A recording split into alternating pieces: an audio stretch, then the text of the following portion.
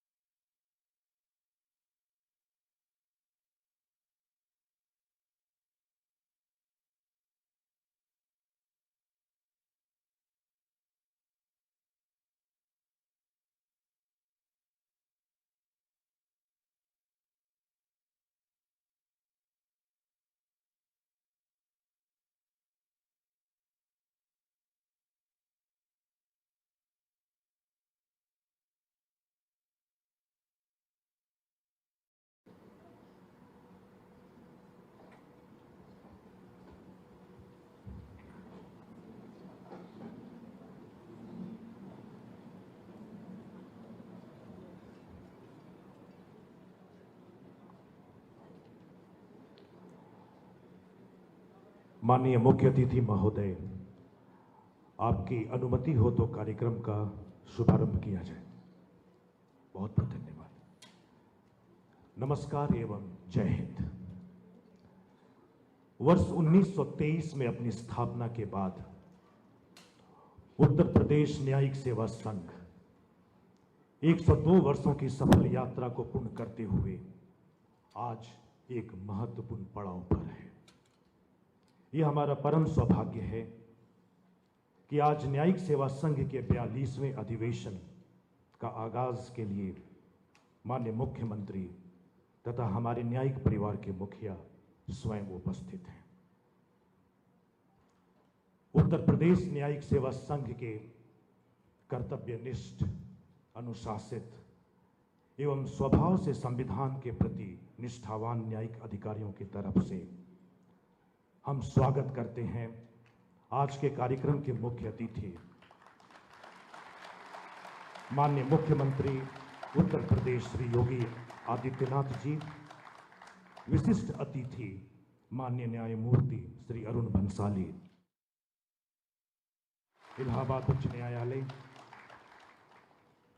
माननीय न्यायमूर्ति श्री मनोज कुमार गुप्ता, वरिष्ठ न्यायाधीश, इलाहाबाद उच्च न्यायालय, माननीय न्यायमूर्ति श्री राजन रॉय, वरिष्ठ न्यायाधीश, इलाहाबाद उच्च न्यायालय लखनऊ पीठ, माननीय न्यायमूर्ति श्री राजेश सिंह चौहान, प्रशासनिक न्यायाधीश लखनऊ, सभागार में उपस्थित माननीय न्यायमूर्तिगण, मंचासीन जनपद न्यायाधीश लखनऊ, न्यायिक सेवा संघ के अध्यक्ष एवं महामंत्री, सभागार में उपस्थित सम्मानित न्यायिक अधिकारीगण, मीडिया साथी, देवियों एवं सज्जनों, मैं पुनः आप सभी का हृदय की गहराइयों से सादर अभिनंदन व स्वागत करता हूं।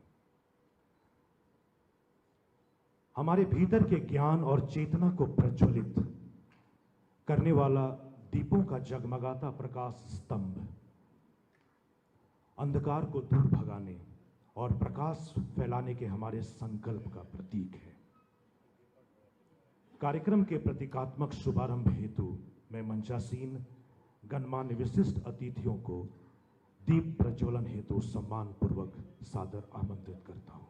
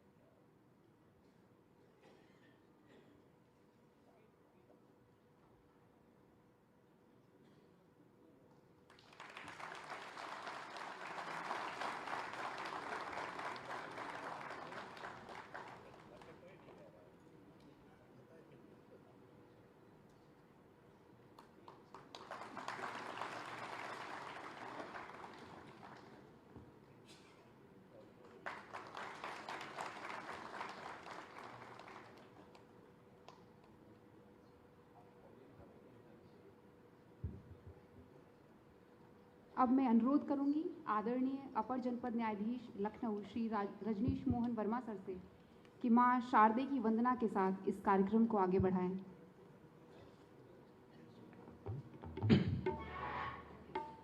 हंस शोभित पाणी वीणा, हंस शोभित पाणी वीणा, वेद गरिमा गायनी मां, नमित नवरस शीश पद में, नमित नवरस शीश पद में, चंद्र सी छवि छायनी मां, हंस शोभित पाणी वीणा, हंस शोभित पाणी वीणा।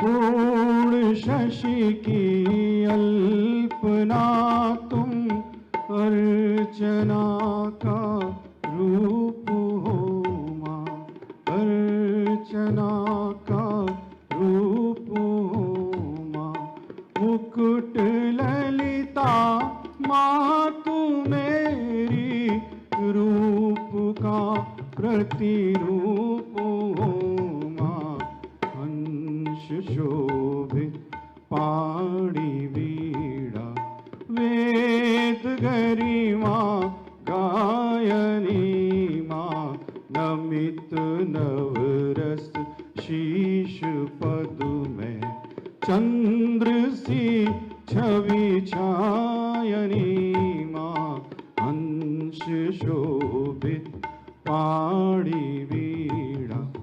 कमल पद पंकज नमन कर, फिर करूं मैं वंदना मां, फिर करूं मैं वंदना मां, शीश पर हो हाथ तेरा, चित्त में हो राम महिमा, चित्त में हो राम महिमा, हंस शोभित पाणी वीणा, वेद गरिमा गायनी मां, नमित नवरस शीश पद में, चंद्र सी छवि छायनी मां, हंस शोभित पाणी वीणा, हंस शोभित पाणी वीणा मां।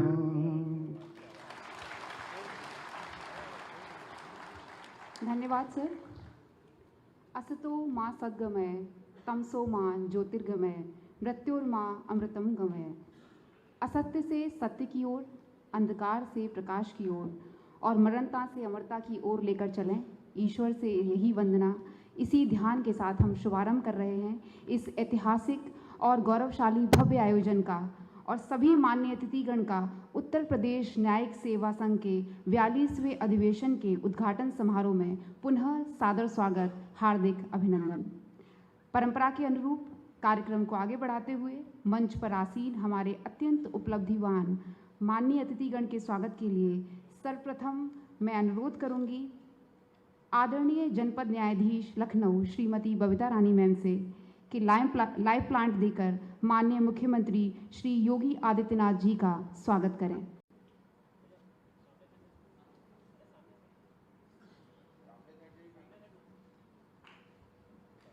और सभागार से अनुरोध करूंगी जोरदार तालियों की।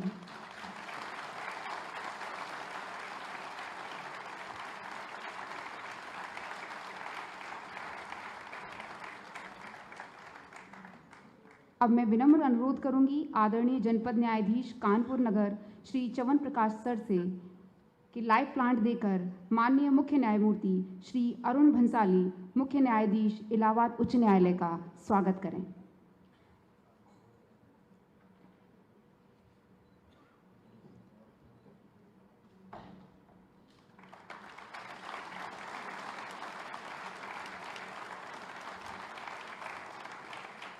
मैं अनुरोध करूंगी आदरणीय विधिक सलाहकार राज्यपाल श्री प्रशांत मिश्रा सर से कि माननीय न्यायमूर्ति श्री मनोज कुमार गुप्ता वरिष्ठ न्यायाधीश इलाहाबाद उच्च न्यायालय का लाइव प्लांट देकर सादर स्वागत करें।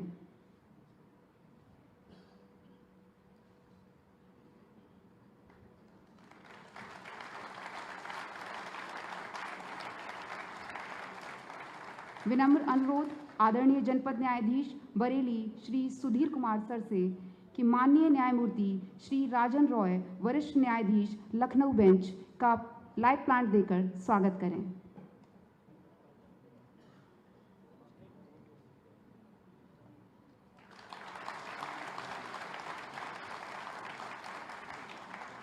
मैं विनम्र अनुरोध करूंगी आदरणीय जनपद न्यायाधीश वाराणसी श्री जेपी तिवारी सर से कि माननीय न्यायमूर्ति श्री राजेश सिंह चौहान प्रशासनिक न्यायाधीश लखनऊ का लाइव प्लांट देकर हार्दिक स्वागत करें।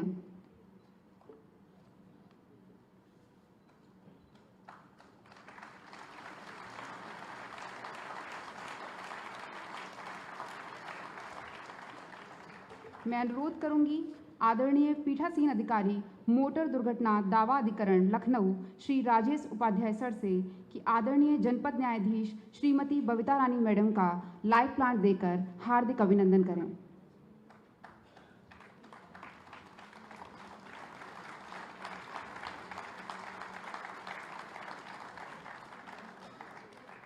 मैं अनुरोध करूंगी आदरणीय अपर जनपद न्यायाधीश लखनऊ श्री ब्रिजेश कुमार सर से कि आदरणीय अध्यक्ष उत्तर प्रदेश न्यायिक सेवा संघ श्री रणधीर सिंह सर का लाइव प्लांट देकर स्वागत करें।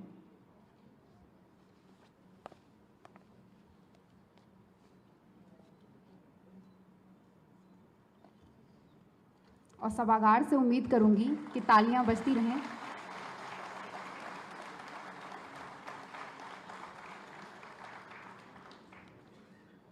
मैं अनुरोध करूंगी आदरणीय लघुवाद न्यायाधीश लखनऊ श्री प्रवीण कुमार त्यागी सर से कि आदरणीय महासचिव उत्तर प्रदेश न्यायिक सेवा संघ श्री हरेंद्र बहादुर सिंह सर का लाइव प्लांट देकर स्वागत करें।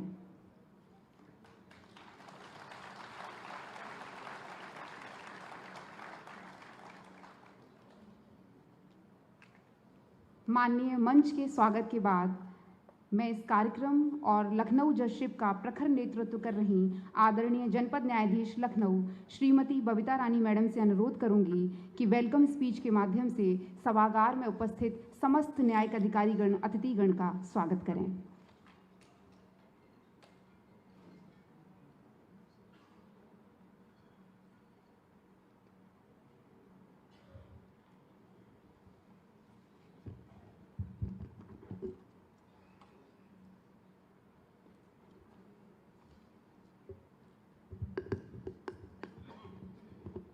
आज इस दिव्य एवं भव्य सभागार में उपस्थित सभी गण्यमान्य अतिथियों को मेरा सादर प्रणाम, सुप्रभात। माननीय उच्च न्यायालय इलाहाबाद की लखनऊ खंडपीठ के इस न्याय के मंदिर में हम सब एकत्रित हैं। सभी गणमान्य अतिथिगण की गरिमामय उपस्थिति से समस्त वातावरण अलौकिक हो चुका है। सम्मान, श्रद्धा व गर्व के योग्य प्रदेश के यशस्वी माननीय मुख्यमंत्री श्री योगी आदित्यनाथ जी कार्यक्रम के मुख्य अतिथि का इस न्याय के मंदिर में मैं स्वागत और अभिनंदन करती हूँ। श्रीमान, आप ऐसे दूरदर्शी नेता हैं जिनके दृढ़ शासन और लोक सेवा के प्रति अड़िग समर्पण और अपराधियों के प्रति जीरो टॉलरेंस की नीति ने न केवल हमारे समाज राज्य की नींव को सुदृढ़ किया है, वरन प्रदेश के विकास को भी नई दिशा दी है। समर्पण, दृढ़ता और सत्य आपके जीवन के मूल मंत्र हैं। आपके तपस्वी व्यक्तित्व, जीवन मूल्य और आदर्शों पर मैं हिंदी कवि श्री हरिओम पंवार की 2 पंक्तियां सादर प्रेषित करती हूँ। ऐसा कुछ कर जाओ, ऐसा कुछ कर जाओ कि पूरा देश देखता रह जाए, देश ही नहीं भूमंडल का परिवेश देखता रह जाए।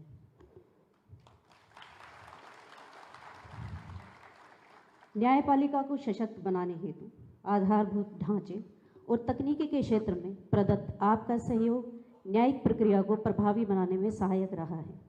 हम सब सौभाग्यशाली हैं कि हमारे कर्मठ मुख्यमंत्री जी न्यायपालिका व न्यायिक अधिकारियों के हितों के प्रति सदैव सजग रहते हैं। यह उनका न्यायिक अधिकारियों के प्रति असीम स्नेह है कि जब भी न्यायिक अधिकारियों द्वारा किसी भी कार्यक्रम में माननीय महोदय का समय चाहा गया है तो महोदय द्वारा सदैव न्यायिक सेवा संघ के कार्यक्रमों में उपस्थित होने की अविलंब सहमति दी गई है। माननीय महोदय, आपका न्यायिक अधिकारियों के प्रति निरंतर स्नेह और सहयोग प्रशंसनीय है। इसके पूर्व भी 10 मार्च 2018 को आयोजित 41वें अधिवेशन में आपकी उपस्थिति आज भी हमारे स्मरण में है। माननीय महोदय, मैं स्वयं व उत्तर प्रदेश न्यायिक सेवा संघ और उत्तर प्रदेश के समस्त न्यायिक अधिकारीगण की ओर से आपका इस सभागार में कोटि कोटि स्वागत करती हूँ, अभिनंदन करती हूँ। आज हम सब के बीच हम सब के गौरव माननीय उच्च न्यायालय इलाहाबाद के माननीय मुख्य न्यायमूर्ति श्री अरुण भंसाली जी कार्यक्रम के विशिष्ट अतिथि के रूप में शोभायमान हैं। आपको न्याय के प्रहरी और संवैधानिक आदर्शों के ध्वजवाहक के रूप में जाना जाता है। आपकी सत्यनिष्ठा, संवेदनशीलता व न्यायपूर्ण समाज की परिकल्पना के प्रति समर्पण हम सभी के लिए प्रेरणा स्रोत है। महोदय के जीवन आदर्शों के लिए 2 पंक्तियां मैं सादर प्रेषित करना चाहूँगी। जीत जाने की बस इतनी सी कहानी है, एक संघर्षी है जिसने चलने की ठानी है। जिला न्यायालयों में जुड़ी समस्याओं के प्रति महोदय की सजगता और समाधान हेतु किए गए प्रयास न्यायिक अधिकारियों के मनोबल को सुदृढ़ करते हैं। उत्तर प्रदेश न्यायिक सेवा संघ द्वारा आयोजित इस अधिवेशन के सभागार में मैं उत्तर प्रदेश के समस्त न्यायिक अधिकारीगण की ओर से, चाहे वह इस सभागार में उपस्थित हों या लाइव स्ट्रीमिंग के माध्यम से इस कार्यक्रम को देख रहे हों, आपका हार्दिक स्वागत और अभिनंदन करती हूँ। न्याय के क्षेत्र में अनुशासन, धैर्य और गहन विधिक समझ के प्रतीक माननीय न्यायमूर्ति श्री मनोज कुमार गुप्ता जी का हम ससम्मान स्वागत करते हैं। आपके मार्गदर्शक निर्णय आवर न्यायालयों के लिए दीप स्तंभ हैं। आपकी व्यस्तता के बीच आज का यह स्नेहिल सानिध्य हमें अत्यंत गर्व प्रदान करता है।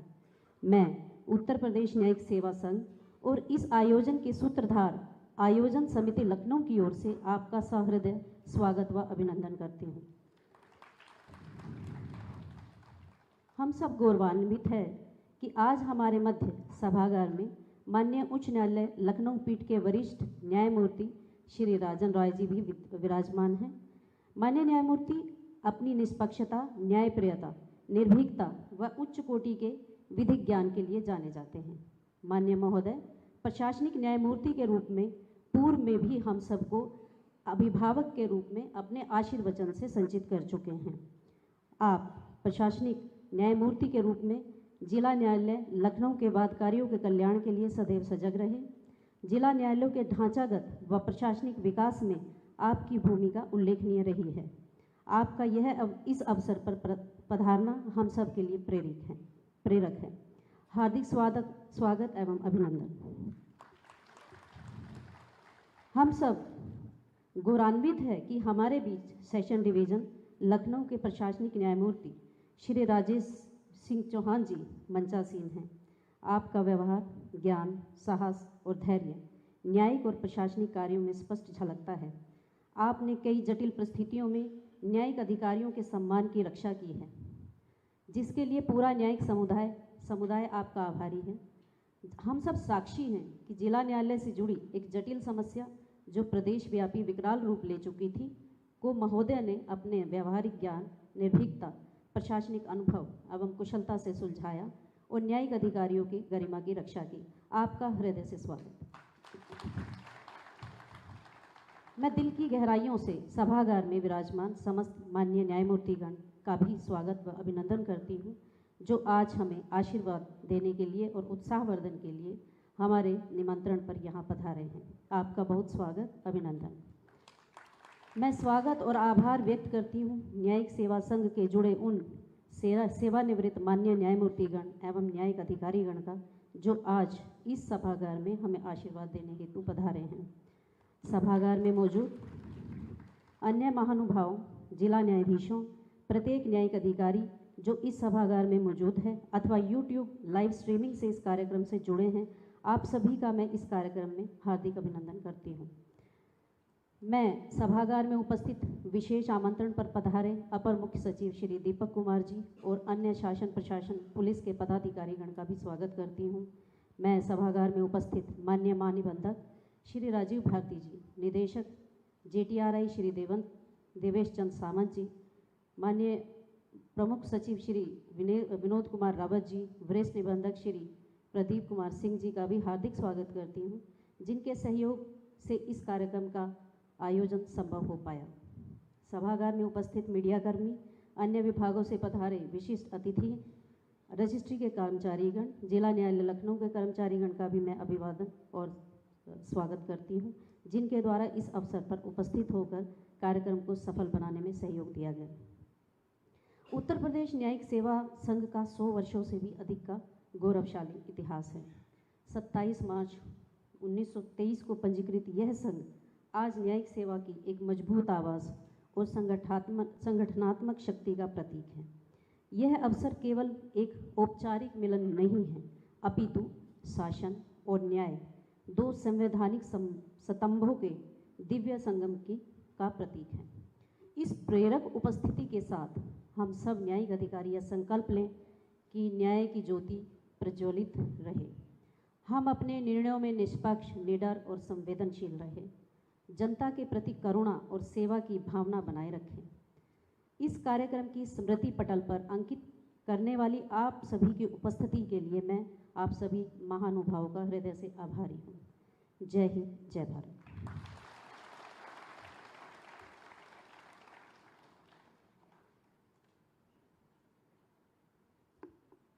धन्यवाद मैम। आज समस्त उत्तर प्रदेश न्यायपालिका संकल्पबद्ध है अपनी बेहतरी के लिए, और संकल्प डिगाने का बल संसार के प्रश्न नहीं रखते, और जो स्वयं दिशा दे सपनों को उसे तूफान भ्रमित नहीं करते। तो हम भी इस बेहतरी के लिए आगे बढ़ेंगे।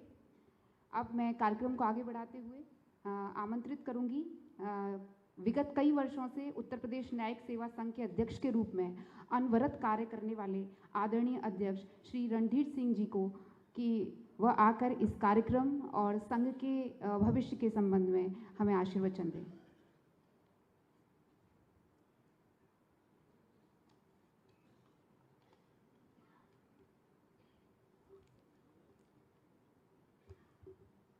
मंच पर विराजमान उत्तर प्रदेश के सबसे लंबे कार्यकाल वाले माननीय मुख्यमंत्री श्री योगी आदित्यनाथ जी, देश के सबसे विशाल उच्च न्यायालय इलाहाबाद के माननीय मुख्य न्यायाधिपति माननीय न्यायमूर्ति श्री अरुण भंसाली जी, माननीय उच्च न्यायालय इलाहाबाद के माननीय वरिष्ठ न्यायमूर्ति माननीय श्री मनोज कुमार गुप्ता जी, माननीय उच्च न्यायालय लखनऊ पीठ के माननीय वरिष्ठ न्यायमूर्ति श्री राजन राय साहब, लखनऊ जनपद के माननीय प्रशासनिक न्यायमूर्ति श्री राजेश सिंह चौहान जी, सभागार में उपस्थित माननीय उच्च न्यायालय के सभी वर्तमान माननीय न्यायमूर्तिगण तथा अवकाश प्राप्त माननीय न्यायमूर्तिगण, उत्तर प्रदेश शासन के सम्मानित मुख्य सचिव श्री दीपक कुमार जी, इस आयोजन समिति की अध्यक्षा सम्मानित जनपद न्यायाधीश लखनऊ श्रीमती बबीता रानी जी, उत्तर प्रदेश न्यायिक सेवा संघ के महासचिव श्री हरेंद्र बहादुर सिंह, माननीय उच्च न्यायालय के सम्मानित महानिबंधक महोदय, सम्मानित प्रमुख सचिव न्याय महोदय, JTRI के सम्मानित डायरेक्टर साहब,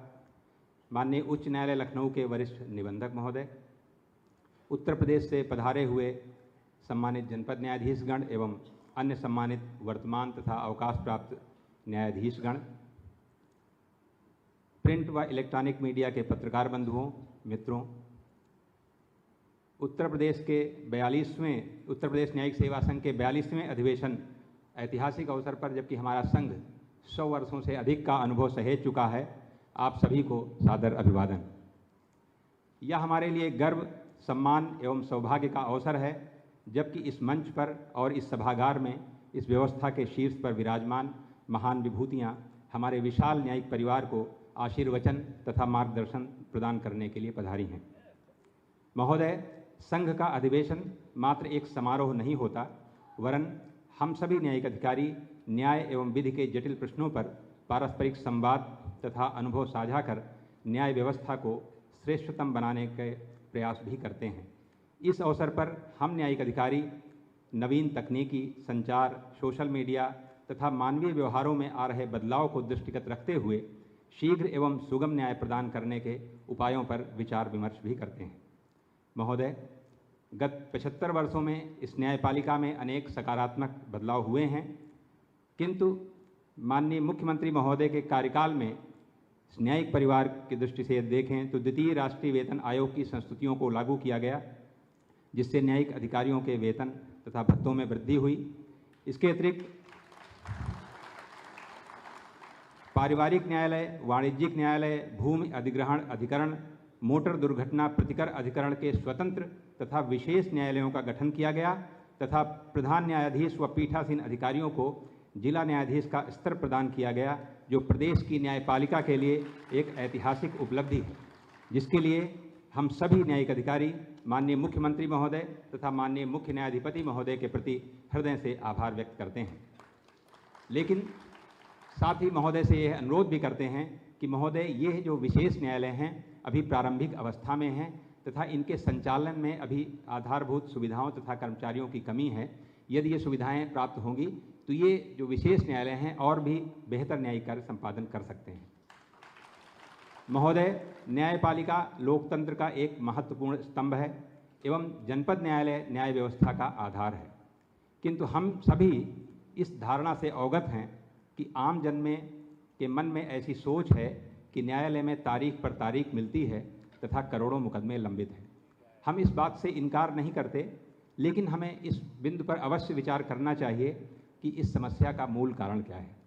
महोदय, भारत के विधि आयोग एवं संसदीय समिति की रिपोर्ट का उल्लेख करते हुए माननीय उच्चतम न्यायालय द्वारा वर्ष 2002 में ऑल इंडिया जजेज एसोसिएशन के मामले में यह निर्देश दिया गया था कि देश में उस समय 10 लाख की जनसंख्या पर 10.5 जजेज कार्यरत थे। इस संख्या को अगले 5 वर्षों में 50 कर दिया जाए, यानी 5 गुना बढ़ा दिया जाए, और ये कार्य 2007 तक होना था। लेकिन महोदय, वर्तमान में उत्तर प्रदेश की जनसंख्या को देखते हुए 10 लाख की जनसंख्या पर केवल 11 न्यायाधीश ही कार्यरत हैं। जब हम पूरे देश से अपने प्रदेश की तुलना करते हैं तो पूरे देश में 14 न्यायाधीश 10 लाख की जनसंख्या पर हैं। अगर अन्य प्रदेशों की तुलना करें महोदय तो गुजरात में 15, दिल्ली में 20 तथा मध्य प्रदेश में 23 न्यायाधीश प्रति 10 लाख पर हैं। प्रदेश में जनसंख्या के अनुपात में न्यायाधीशों की संख्या कम है। महोदय, एक जो पहलू है वो लंबित वादों का है। नेशनल जुडिशियल डेटा ग्रिड, जिस पे सारे पोर्टल पे सारे केसेस दिखाए जाते हैं, उसमें अभी 2 दिन पहले के जो आंकड़े के अनुसार 1,15,00,000 मुकदमे उस प्रदेश में लंबित हैं। लेकिन महोदय, ये जो दिखा रहा है ये प्रति न्यायाधीश, जो हमारे प्रदेश में न्यायाधीशों की संख्या है उसके अनुपात में लगभग 4,500 केसेज प्रति न्यायाधीश इस प्रदेश में लंबित हैं। और अगर हम इसकी तुलना पूरे देश के राज्यों से करें तो महोदय ये 1.5 से 2 गुना है। अन्य राज्यों में 2,200 पेंडेंसी पर जज है, हमारे यहाँ 4,500 के आसपास पेंडेंसी है। और महोदय ये पेंडेंसी बढ़ रही है। इसकी वजह ये है कि इसी डेटा ग्रिड पर जब हम आंकड़ों को देखते हैं तो वर्ष 2024 में जो केसेस फाइल हुए लगभग 54.5 लाख, वो प्रति न्यायाधीश लगभग 2450 केस फाइल हुए हैं और हमारे न्यायिक अधिकारियों ने 2350 के आसपास लगभग 2300 केसेज हर न्यायाधीश ने निस्तारित भी किए हैं।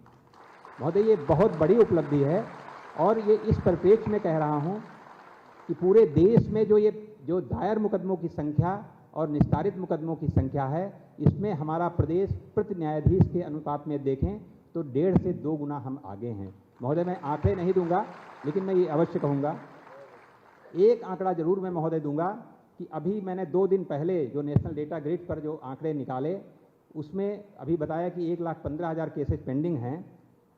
हमारे प्रदेश में, शायद देश में शायद इकलौता होगा कि सर 29,33,838 मुकदमे दायर हुए और हमारे प्रदेश के अधिकारियों ने 30,45,000, यानी जितने केसेज फाइल हुए उससे 1 लाख केसेज हमारे जजेज ने ज़्यादा निस्तारित किए हैं। और महोदय, मेरे पास महाराष्ट्र, गुजरात, तमिलनाडु, मध्य प्रदेश, दिल्ली जैसे राज्यों का उदाहरण है। महोदय, हमारे निस्तारण की तुलना में कोई भी प्रदेश नहीं है, किसी भी प्रदेश ने निस्तारित वादों से ज़्यादा संख्या में मुकदमों का निस्तारण नहीं किया है। इसके लिए हम महोदय का आशीर्वाद चाहेंगे कि हमारे न्यायालयों को, हमारे न्यायिक अधिकारियों को आशीर्वाद मिले। महोदय, एक जो मुख्य और कारण है जो पेंडेंसी का है, वो महोदय मैं अवगत कराना चाहूँगा कि हमारे माननीय उच्च न्यायालय में 160 न्यायाधीशों की, माननीय न्यायाधीशों की जो स्वीकृत संख्या है, जिसके सापेक्ष मात्र 83 न्यायाधीश कार्य कर रहे हैं। और इसमें भी 160 के सापेक्ष यदि जनपद न्यायाधीश के न्यायाधीशों की तुलना करें तो 53 न्यायाधीश होने चाहिए, जैसा 33% है, लेकिन वर्तमान में मात्र 16 माननीय न्यायमूर्ति जनपद न्यायालयों से एलिवेटेड हैं। यानी लगभग आप अंदाज़ा लगा सकते हैं कि बहुत सारी संख्या खाली पड़ी है और 30 वर्षों से अधिक सेवा के बाद हमारे न्यायिक अधिकारी अवकाश प्राप्त कर रहे हैं। तो मैं माननीय मुख्यमंत्री महोदय का और माननीय अपने चीफ जस्टिस साहब का इस ओर ध्यान आकर्षित कराना चाहूँगा कि अगर पदोन्नति में या एलिवेशन में थोड़ी तेज़ी आएगी तो उत्साहवर्धन बनेगा।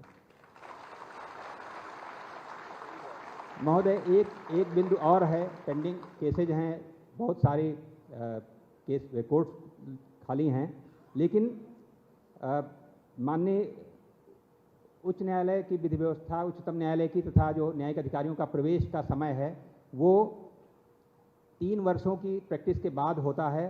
तो और इसके अलावा रिटायरमेंट के बाद भी हमारे न्यायिक अधिकारी 65 वर्ष तक कार्य करते हैं।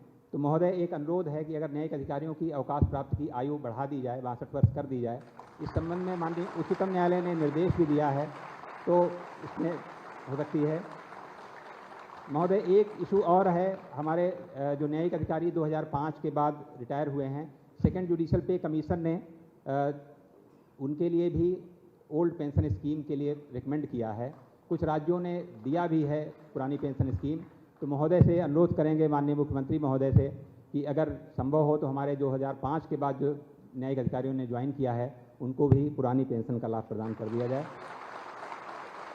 महोदय, संघ द्वारा न्यायिक अधिकारियों के अंशदान से एक वेलफेयर फंड महोदय चल रहा है, जिससे हम लोग न्यायिक अधिकारियों की मृत्यु तथा उनकी बीमारी की दशा में उनको सहयोग देते हैं। महोदय का आशीर्वाद पहले मिला है, आर्थिक सहायता मिली है, उसके लिए महोदय से अनुरोध है कि कुछ आर्थिक सहायता प्रदान कर दी जाए। महोदय, न्यायिक अधिकारियों द्वारा अनेक संवेदनशील कार्य किया जाता है, अनेक महिला न्यायिक अधिकारी आउटलाइन कोर्ट में ही पोस्टेड हैं, अतः उनकी सुरक्षा के संबंध में यदि कोई विशेष व्यवस्था कर दी जाए उनको सुरक्षा प्रदान करने के लिए, तो बड़ी आपकी कृपा होगी। इसके अलावा हमारे अभी भी हमारे न्यायिक अधिकारी हाथ से बयान लिखते हैं महोदय, तो अगर बयान लेखक के लिए एक टाइपिस्ट प्रदान कर दिया जाए तो न्यायिक कार्य इससे तेज होगा। बहुत बड़ा न्यायिक परिवार है महोदय, हमारे न्यायिक कॉलोनीज में, परिसर में अगर स्पोर्ट्स फैसिलिटीज़ उपलब्ध करा दी जाए, क्लब एक हो जाए तो बहुत सुविधा होगी। एक जो बहुत बड़ी चीज़ है महोदय कि वो इस भीषण गर्मी में हमारे अनेक न्यायिक अधिकारी बिना एयर कंडीशनर के कूलर में काम करते हैं, पसीने से तरबतर हो जाते हैं और एडीजे स्तर तक एयर कंडीशनर उपलब्ध हैं। अगर सभी न्यायिक अधिकारियों को एयर कंडीशनर की सुविधा भी प्राप्त हो जाएगी तो उनका न्यायिक कार्य बेहतर होगा। मैं आप सभी को अवगत कराना चाहूँगा कि महोदय, न्यायिक सेवा संघ ही ऐसा माध्यम है जिसके आधार से सभी न्यायिक अधिकारी, हमारा न्यायिक परिवार अपनी समस्याओं से अवगत कराते हैं। हम अपनी कार्यकारिणी में डिस्कस करके माननीय शासन तथा माननीय उच्च न्यायालय के समक्ष प्रस्तुत करते हैं। इस प्रकार हम सेतु का कार्य करते हैं। महोदय को इसके लिए हमने प्रत्यावेदन दिया है अपनी समस्याओं के बारे में। हम आशा करते हैं, नहीं विश्वास है हमें कि माननीय मुख्यमंत्री महोदय उस पर विचार कर जो सर्वश्रेष्ठ कदम उठाएंगे। महोदय, इस अधिवेशन में विभिन्न महत्वपूर्ण विषयों पर चर्चा के साथ नवीन कार्यकारिणी का चुनाव भी होगा। हमें आशा ही नहीं वरन पूर्ण विश्वास है कि आप सभी के मार्गदर्शन, आशीर्वचन तथा सभी न्यायिक अधिकारियों के सहयोग से यह अधिवेशन अपने लक्ष्य को प्राप्त करने में सफल होगा। हम न्याय की इस यात्रा में उत्कृष्टता की ओर अग्रसर होंगे तथा वादकारी की पीड़ा को समाप्त नहीं तो कुछ अवश्य कर पाएंगे।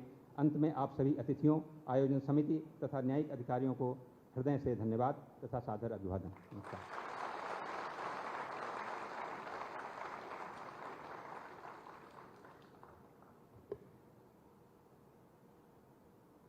संविधान एवं विधियों की मर्यादा एवं संविधान की आत्मा के जीवंत प्रतीक, अत्यंत सहज स्वभाव के धनी माननीय न्यायमूर्ति श्री राजेश सिंह चौहान, न्यायाधीश इलाहाबाद उच्च न्यायालय लखनऊ पीठ एवं प्रशासनिक न्यायाधीश लखनऊ को अपने आशीष वचन हेतु सादर आमंत्रित करता हूं।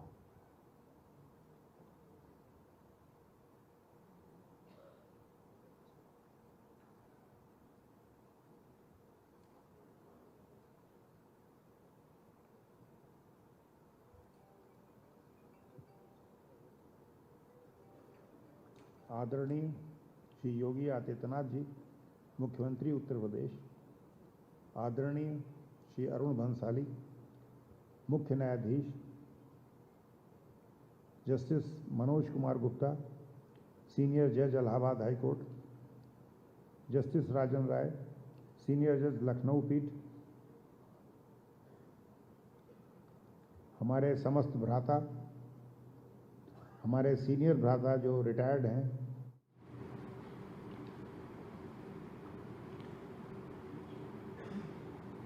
रजिस्ट्रार जनरल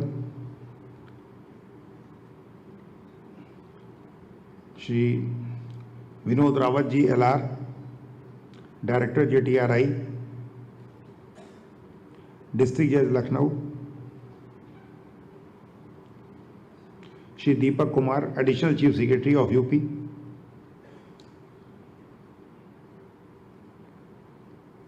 संघ के अध्यक्ष व न्यायिक परिवार के समस्त सदस्यगण, देवियों और सज्जनों, मैं स्वयं अपनी ओर से,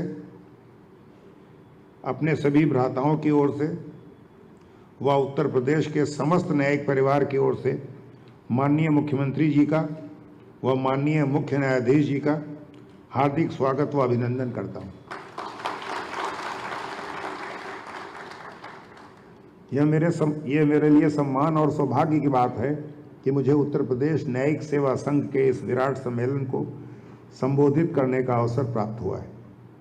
ऐसा अवसर केवल एक औपचारिकता मात्र नहीं है, बल्कि यह न्याय, निष्पक्षता और संवैधानिक मूल्यों के प्रति हमारी सामूहिक प्रतिबद्धता को स्मरण कराता है। उत्तर प्रदेश न्यायिक सेवा संघ का इतिहास और उसका गौरव इस बात का परिणाम है कि राज्य की अधीनस्थ न्यायपालिका ने निरंतर साहस, गरिमा और समर्पण के साथ जनता की सेवा की है। यह उच्च न्यायालय संवैधानिक स्वतंत्रता प्रहरी है। वही अधीनस्थ न्यायालय प्रतिदिन न्याय की डगर पर चलते हुए नागरिकों की आशाओं, कठिनाइयों और आकांक्षाओं से सीधे संवाद करते हैं और इस प्रकार न्यायिक प्रणाली की नींव को मजबूत करते हैं। मैं इस अवसर पर राज्य के न्यायिक अधिकारियों पर आने वाली असाधारण चुनौतियों को भी स्वीकार करता हूं। भारी मुकदमेबाजी, मामले की जटिलता और समाज में बढ़ती अपेक्षाएं, ये सभी कठिनाइयां हैं। फिर भी हमारे न्यायिक अधिकारियों ने बार बार धैर्य और साहस का परिचय दिया है, दक्षता और निष्पक्षता से संतुलन बनाए रखा है और सदैव इस सिद्धांत को ध्यान में रखा है कि न्याय केवल किया ना जाए बल्कि वह होते हुए दिखाई भी पड़े। इस संदर्भ में संघ की भूमिका अत्यंत महत्वपूर्ण है। यह न केवल अपने सदस्यों के कल्याण का प्रयास करता है बल्कि पारस्परिक सहयोग व संगठनात्मक भावना को भी विकसित करता है तथा न्यायाधीशों के बीच ईमानदारी और उत्तरदायित्व की भावना को सुदृढ़ करता है। यह हमें स्मरण कराता है कि व्यक्ति के रूप में हम नश्वर हैं, परंतु संस्था के रूप में न्यायपालिका की जिम्मेदारी कालातीत है। हमने से प्रत्येक न्यायिक अधिकारी इस सिद्धांत का पूर्ण रूप से पालन करता है। मैं संघ और उसके सदस्यों से आग्रह करता हूं कि वे पेशेवर विकास के प्रयासों को जारी रखें, न्याय के प्रशासन में नई टेक्निकल फैसिलिटीज़ को अपनाएं और निरंतर उत्कृष्टता की ओर प्रयत्नशील रहें। हमें विशेष रूप से यह संकल्प लेना चाहिए कि हम लंबित मामलों को कम करेंगे, प्रक्रियाओं को सरल बनाएंगे, न्यायालय को समाज के कमज़ोर और वंचित वर्गों के लिए अधिक सुलभ बनाएंगे और किसी भी प्रकार से न्यायिक स्वतंत्रता से समझौता नहीं होने देंगे। हमें यह कभी नहीं भूलना चाहिए कि न्याय की सच्ची महिमा शक्ति प्रतिष्ठा ही नहीं बल्कि उस साहस में निहित है जिसमें हम बिना किसी भय, पक्षपात, स्नेह या द्वेष के सत्य और न्याय का निर्वहन करते हैं। जब हम ऐसा करते हैं तो हम केवल संविधान और कानून का ही नहीं बल्कि देश की जनता के अंतःकरण का भी सम्मान करते हैं। अंत में मैं उत्तर प्रदेश न्यायिक संघ के उन सतत प्रयासों के लिए हार्दिक सराहना करना चाहता हूं, जिससे न्यायिक परिवार एकजुट हुआ है और न्यायपालिका की गरिमा और प्रतिष्ठा मजबूत हुई है। मैं संघ के पदाधिकारियों को उनके समर्पण, दूरदर्शिता और नेतृत्व के लिए बधाई देता हूं। कामना करता हूं कि यह संघ न्यायिक परंपरा और मूल्यों का आलोक स्तंभ बनकर निरंतर हमारे मार्ग को प्रशस्त करता रहे। धन्यवाद। जय हिंद।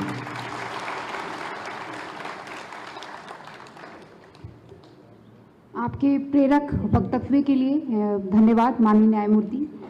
अब मैं अत्यंत सम्मान के साथ विनम्र विधिक मनीषी माननीय न्यायमूर्ति श्री राजन रॉय, वरिष्ठ न्यायाधीश लखनऊ बेंच को उनके आशीर्वचन के लिए सादर आमंत्रित करूंगी।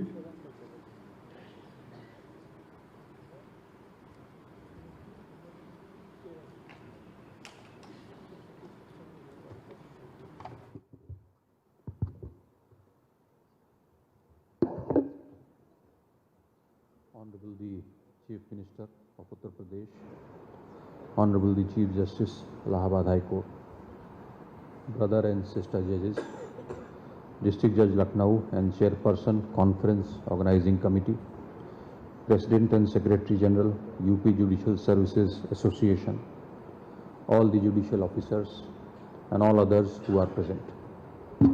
A very good morning to all of you. First of all, I would like to congratulate the office bearers of UP Judicial Services Association for organizing this 42nd conference.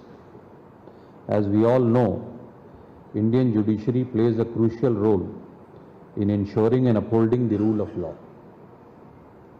It ensures that howsoever high you may be, the law is above you. Its efficient functioning is vital for maintaining a just and orderly society where every citizen's rights and dignity are respected. In our three-tier judicial system, the importance of district judiciary hardly needs to be emphasized. It is the bedrock of our judicial system. The strong network of district courts dealing with variety of cases of civil and criminal nature, family courts, motor accident claims tribunal, land acquisition tribunals, commercial courts, Gram Nyayalayas cumulatively provide an accessible fora for resolution of disputes and redressal of grievances at the district level. Massive volume of cases handled by the district courts highlight their substantial role in Indian judicial system. The district courts share about 72% of cases pending before Indian judiciary. Therefore, its importance and the responsibility which goes with it is much more than the higher judiciary. Very often, citizens judge the entire justice delivery system through the actions of district judges. A single order passed with fairness and clarity can restore a person's faith in the system, while one delivered in haste or without care can do irreparable harm. An efficient and robust district judiciary is crucial for reducing the burden on higher courts. Timely deliverance of justice is a challenge which we all face, especially the judges in the district courts. About 50 million cases are pending across the country, according to the National Judicial Data Grid, a pile-up that has doubled over the past 2 decades. Both the government and the judiciary have made numerous attempts from time to time to address the challenges of judicial pendency and delay. Yet, the problem persists and we are far from achieving an ideal situation of minimal pendency. The judge population ratio in India is also very low, which contributes to the pendency of cases. With increasing number of cases, workload on each judge has increased enormously, affecting their ability to deliver timely and well-considered judgments. Infusion of modern technology has great potential of making court proceedings more efficient, accessible and transparent. Digital case management, virtual hearings, electronic evidence presentation, online dispute resolution, e-filing systems will hopefully help overcome some of the challenges faced by you. Recently introduced new criminal laws provide a renewed platform for infusion of technology in the judicial system, but technological transformation has to be backed by adequate funds and skilled manpower. Lack of adequate manpower and infrastructure, which is a must for a modern and efficient judicial system, also becomes a hurdle in meeting these challenges, apart from other factors impeding it, such as lack of cooperation from lawyers, long and cumbersome procedures. Many judicial officers do not even have separate chambers and have to share the same with their colleagues, which obviously inhibits efficient performance. They even have to share a common toilet. Though the High Court is continuously and strenuously trying to address these issues at its end, we are conscious that much more needs to be done. In spite of these shortcomings, we have to keep our resolve to deliver justice effectively, efficiently and timely. Whatever the difficulties, the resolve to serve the people should be strong. Judges must possess qualities befitting the high office they hold.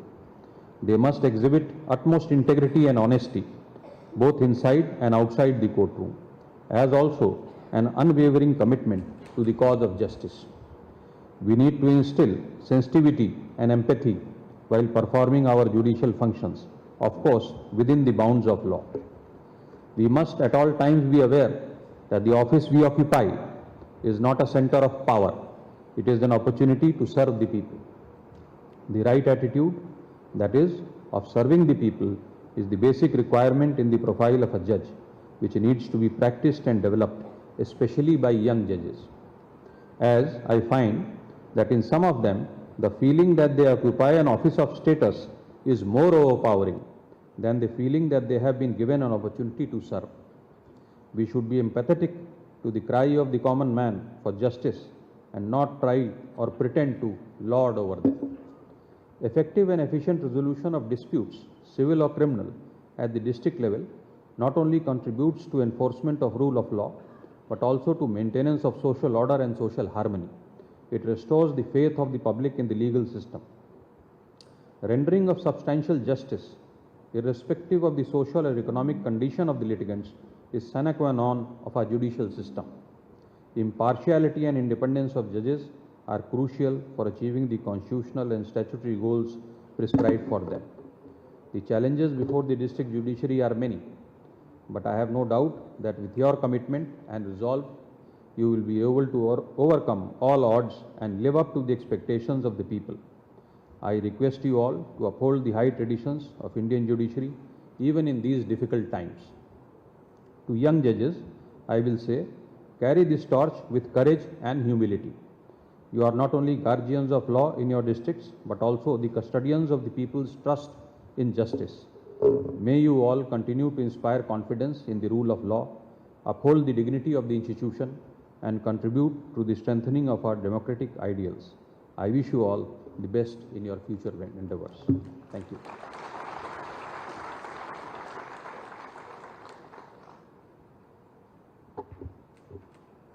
Thank you so much, Lordship. सामाजिक न्याय, मानवाधिकारों एवं संवैधानिक मूल भावनाओं के संरक्षक, विधिक मनीषी एवं न्यायिक परिवार के अभिभावक माननीय न्यायमूर्ति श्री मनोज कुमार गुप्ता, वरिष्ठ न्यायाधीश इलाहाबाद उच्च न्यायालय को संबोधन हेतु सादर आमंत्रित करता हूं।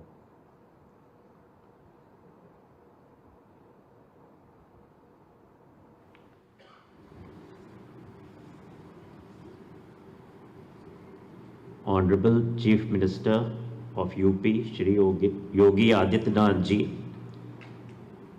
Honorable Chief Justice, Shri Justice Arun Bhansali Ji, Brother Justice Rajan Roy, Senior Judge Allahabad High Court at Lucknow Bench, Brother Justice Rajesh Singh Chauhan, Administrative Judge Lucknow, my esteemed colleagues from the High Court, my elder brothers, formal judges of this court, District Judge Lucknow, President, UP Judicial Service Association and other office bearers, General Secretary, UP Judicial Services Association, all judicial officers present, distinguished guests, ladies and gentlemen, a very good morning to all of you. I start my address with the golden line of our constitution maker, Dr. B.R. Ambedkar. However good a constitution may be, if those who are implementing it are not good, it will prove to be bad. The Constitution of India is the proudest inheritance, yet its true worth is realized only when it is interpreted and applied with fairness, wisdom and courage. And it is in the district judiciary that this responsibility is discharged most directly, most frequently and most visibly to our people. The district court is often the very first doorway through which a citizen encounters the majesty of law. For millions, it is not the high courts or the Supreme Court, but the court in their own district that comes the face of justice. Because for them, the Supreme Court is a distant landmark and even the High Court may appear formidable. But it is the district court that is seen as their neighbor, their familiar street and their hope for resolution. I have seen villagers travel miles barefoot to file a petition. I have seen ordinary men and women wait anxiously outside the courtrooms for their matters to be heard. Their faith is not in grand constitutional promises alone, but in the person sitting on that dais in the district court. When people walk into a courtroom in their town or village, they do not measure the Constitution in articles or the law in statutes. They measure justice in the fairness of the judge before them, in the dignity which they are treated, and the timeliness of the redress they receive. Many of our most respected judges in the High Court, and indeed in the Supreme Court, began their journey in the district judiciary. The experience of grappling with complex facts, of balancing law with equity, of listening patiently and deciding fearlessly, gave them the grounding that later illuminated the higher judiciary. This is the legacy that continues. The high courts have consistently drawn some of their best judges from the district judiciary. The qualities of integrity, diligence, empathy nurtured here becomes the hallmark of judicial statesmanship at high levels.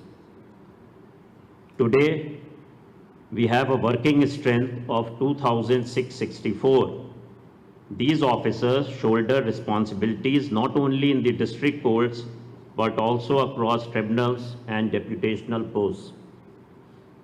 I know that some of you must be working late into the evening, dictating orders under the fading light, determined not to keep parties waiting.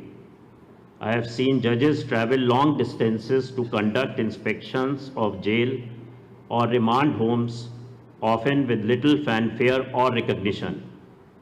Sometimes you may feel that there is no recognition for your hard work, but don't forget, these are not small things. They reflect the living spirit of justice in you. You are doing it for being true to your conscience. This is the greatest award. I acknowledge the remarkable manner in which the district judiciary has embraced reforms, the integration of technology in court processes through e-filing, virtual hearings, and digitization of records, which demanded significant adjustment. Yes, despite heavy dockets and administrative burdens, you adopted with resilience. This adaptability speaks volumes about your commitment to ensuring that justice remains accessible in changing times. Challenges, of course, remain. Case pendency, infrastructural limitations, and the constant need for capacity building are concerns that cannot be overlooked. Today, disputes are not only about land or family, but also about technology, environment, cyber crimes, and commercial dealings. I firmly believe that the same resilience and dedication which have long defined the district judiciary will help us overcome these hurdles. At this juncture, I must acknowledge with appreciation the proactive steps taken by Honorable the Chief Minister in extending infrastructural support to our judiciary. The approval of integrated court complexes in 6 districts with a state-of-art infrastructure is testimony to his vision and unconditional support to the need of the judiciary. I am hopeful that the outstanding issues will also receive his prompt attention, ensuring continued support to our judicial officers in discharge of their duties. The High Courts, on our part, stand firmly committed to supporting you in this mission of strengthening justice at the grassroots, the last hope of the people. Training and continuous learning are equally vital. I have always believed that a judge stops growing the day he or she thinks that they have learned enough. The law evolves with society, and technology brings new disputes, social changes creates new conflicts, and economic growth produces new form of litigation. Continuous judicial education, therefore, is not optional, it is essential. The people who come before you often carry not only legal grievances, but also the weight of deep personal struggles. They carry anxieties, aspirations, and above all, faith that justice will be impartial, compassionate, and timely. As Mahatma Gandhi reminded us, the soul of any society is revealed in how it treats its most vulnerable. In your courtrooms, this truth is lived every day when the weak stand on equal footing with the powerful, when dignity is accorded to the marginalized, and when fairness prevails over privilege. In my years on the bench, the most rewarding moments have not been in the high-profile cases, but in the quiet relief of a laborer whose dues were settled, or the grateful smile of a widow whose pension was released. Justice is not always about the grand pronouncement that make the headlines. Often it is about restoring dignity in small, unseen ways. That is the essence of our calling. I commend each one of you for your tireless service, integrity, and unwavering commitment. The nation looks up to you, and the future of public faith in the judiciary rests upon your dedication. Let this conference serve as a reminder of our responsibility.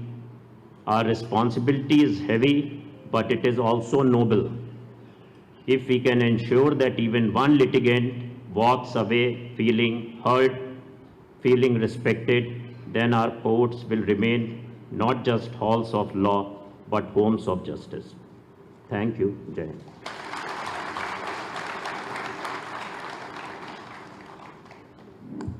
Thank you so much, Your Lordship, for your kind words and wonderful insight. अत्यंत गौरव के साथ, आदर विनम्रता के साथ मैं आमंत्रित करूंगी उत्तर प्रदेश न्यायपालिका के ओजस्वी अभिभावक एवं संरक्षक माननीय मुख्य न्यायमूर्ति श्री अरुण भंसाली, मुख्य न्यायाधीश इलाहाबाद उच्च न्यायालय, वो अपने आशीर्वचन से इस सभागार को अनुग्रहित करें।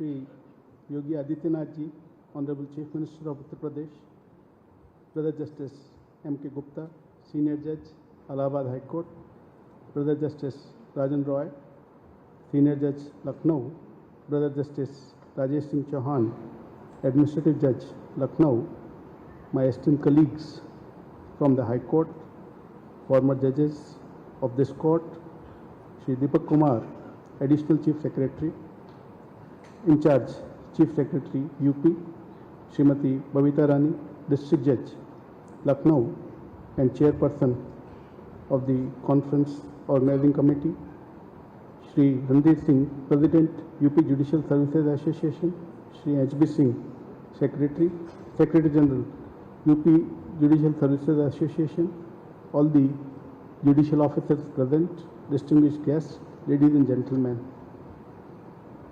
A very good morning to all. It gives me immense pleasure to be amongst you today on the occasion of the 42nd conference of the UP Judicial Services Association, which is not merely a conference but a collective endeavor of our shared responsibility, recognizing common challenges with respect to our united vision of strengthening the administration of justice in the state of Uttar Pradesh. At the very outset, I extend my warm greetings to the entire judicial fraternity, particularly to the members of the association for their tireless service in the noble endeavor. I also take this opportunity to convey my gratitude to the Honorable Chief Minister of Uttar Pradesh for gracing this event as the chief guest and for the continuous support of the state government to the judiciary. I would like to recall the timeless words of Mahatma Gandhi, who observed, and I quote, "The difference between what we do and what we are capable of doing would suffice to solve most of the world's problems," unquote. These words resonate profoundly with our role as members of the judicial fraternity. Each one of us possesses immense potential, not only in the strict discharge of our judicial duties, but also in our collective responsibility to strengthen the system from within. The judiciary stands as the guardian of constitutional values, and the district judiciary is its foundation stone. It is in the district courts and the trial courts that the common man first seeks justice. The faith of people in the judicial system largely depends upon the integrity, efficiency, and compassion with which judicial officers discharge their duties. Each order that is passed, each judgment that is pronounced touches lives in a manner that shapes the very fabric of our society and delivers justice to the aggrieved without fear or favor. It is imperative to emphasize that the district judiciary holds an unparalleled position within our legal framework. It serves as the primary doorstep of justice, the first point of contact for every litigant who seeks redressal. The fate of citizens in our courts largely rests at that level. Therefore, it is essential that the district judiciary continuously introspects adapts and evolves to ensure that this faith remains strong and unshaken. Yet, we must be candid in acknowledging the challenges. Uttar Pradesh presently has over 1 crore and 15 lakh cases pending in the district courts. Of these, nearly 50% are more than 3 years old and about 17% pending for more than a decade.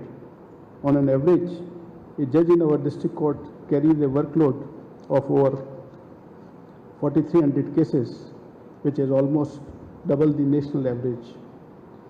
These are not just statistics, but represents the daily struggles of litigants waiting for resolution and the pressure mounting on our judicial officers manning the courts at different levels.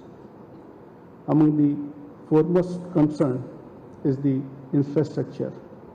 According to the India Justice Report, our state faces a 23% shortfall of courtrooms. Citizens approaching our district courts often experience long waiting hours, overcrowded premises, and congested facilities, which hinders their access to justice. Infrastructure, however, must not be understood in physical terms alone. It must also include technological infrastructure, without which our courts cannot meet the expectations of a digital age, though efforts are being made to cope up with these shortcomings. Recently, the state government has sanctioned 10 integrated court complexes in 10 districts, comprising court halls, judges' chambers, lawyer chambers, residential blocks for the judicial officers, as well as other amenities, including premises for family courts, commercial courts, and courts for LARA, and has also sanctioned funds in this regard. Of the 10 districts, funds have been allocated for 6 districts. We are sure that once these integrated court complexes are ready to be used across the state, they would not only solve the present space crunch, but would also take care of the future requirements. The way forward for us must be multifaceted. Systematic reforms, procedural discipline, and technological innovation must go hand in hand. The e-courts project is already paving the way by streamlining procedures, introducing e-filing, and bringing transparency. We must tap the full potential of technology, whether in case scheduling, digital evidence management, or video conferencing, to reduce pendency and bring uniform efficiency. However, our digital transformation must also be inclusive. Accessibility to justice must not be confined to urban centers.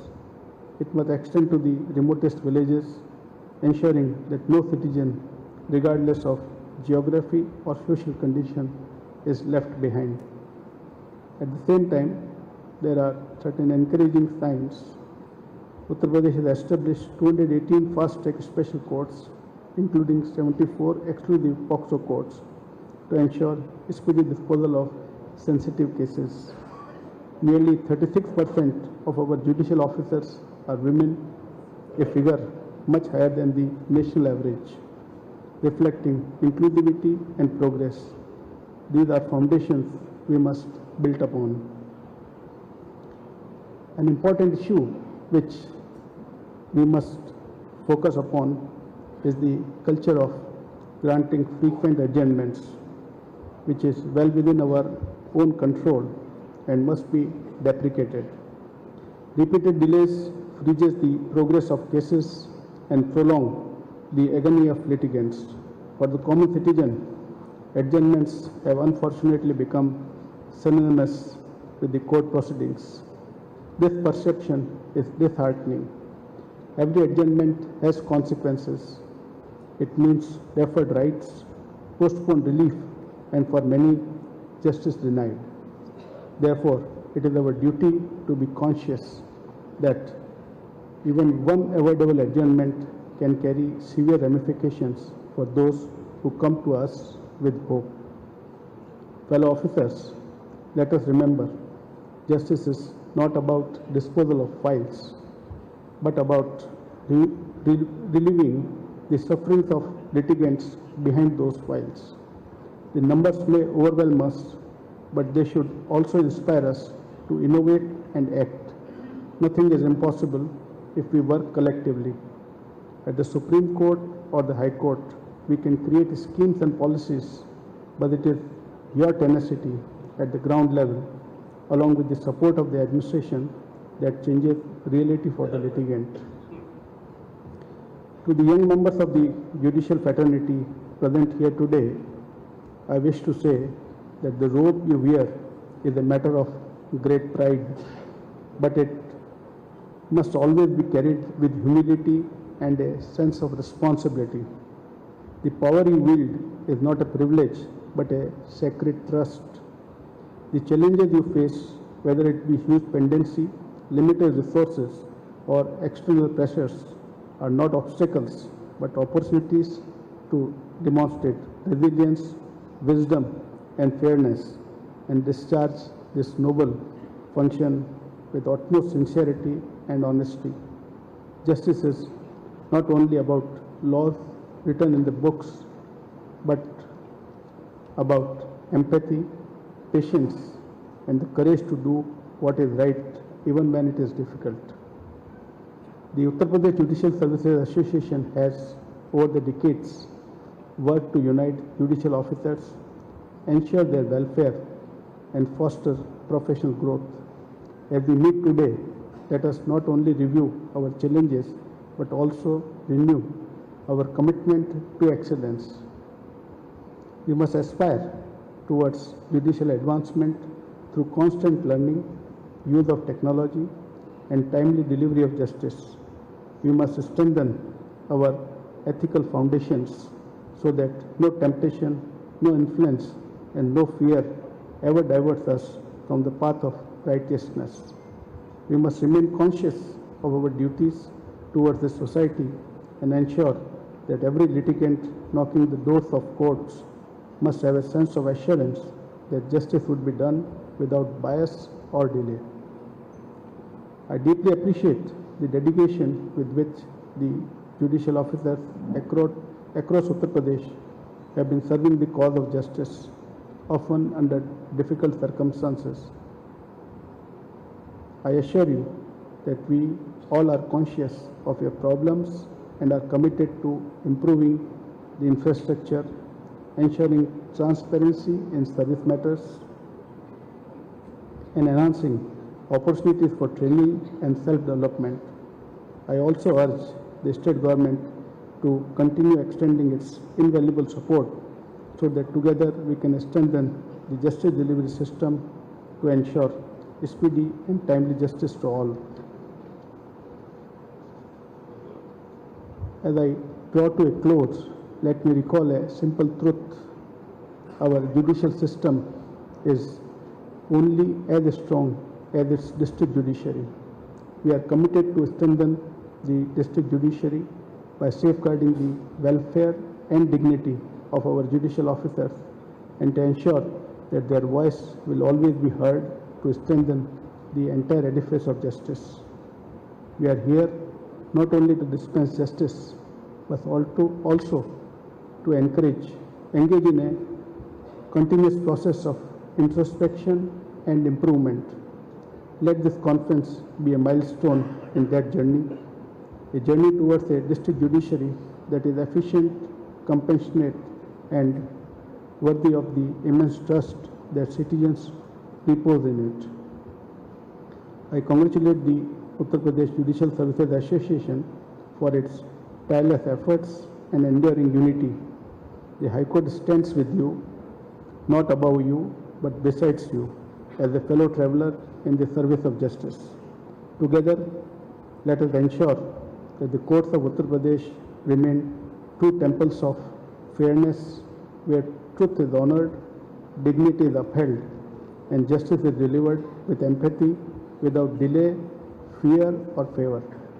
Thank you. Jai Hind.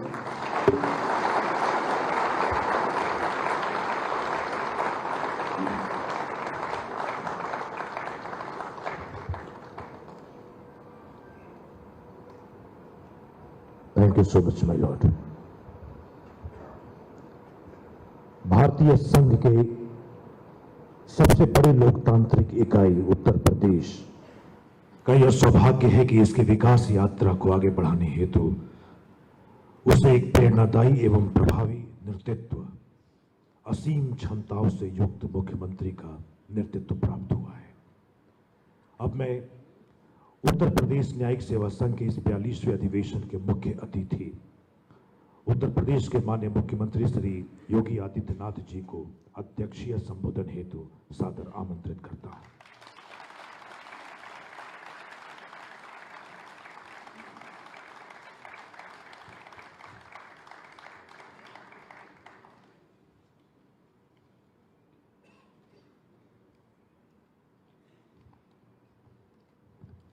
Uttar Pradesh न्यायिक सेवा संघ के 42वें अधिवेशन के अवसर पर आज के इस समारोह की शोभा बढ़ा रहे उच्च न्यायालय इलाहाबाद के मुख्य न्यायाधीश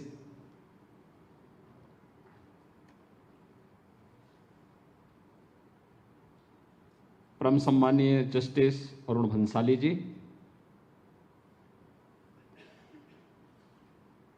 उच्च न्यायालय इलाहाबाद के वरिष्ठ न्यायाधीश माननीय न्यायमूर्ति मनोज कुमार गुप्ता जी,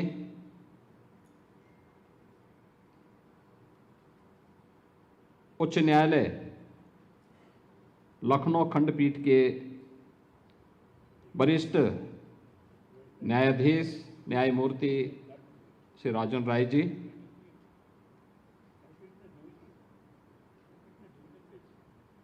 उच्च न्यायालय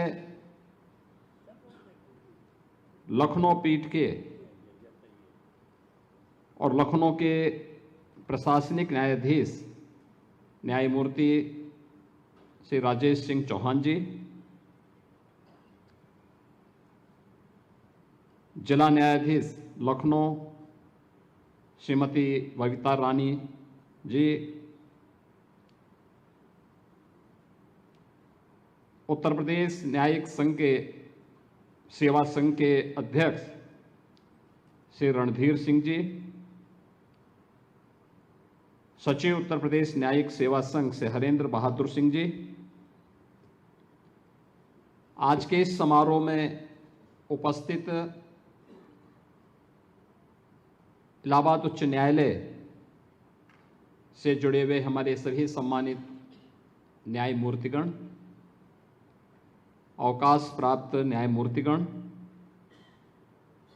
और प्रदेश भर से आए हुए हमारे सभी न्यायिक अधिकारीगण और उपस्थित बहनों और भाइयों, 42वें अधिवेशन के अवसर पर प्रदेश की इस राजधानी में आप सबकी गरिमामयी उपस्थिति हम सबको न केवल आनंदित करती है बल्कि एक नए उत्साह के साथ एक नई प्रेरणा की ओर उन्मुख करती है। इस अवसर पर मैं प्रदेश सरकार की ओर से आप सबका हृदय से स्वागत करता हूं, अभिनंदन करता हूं।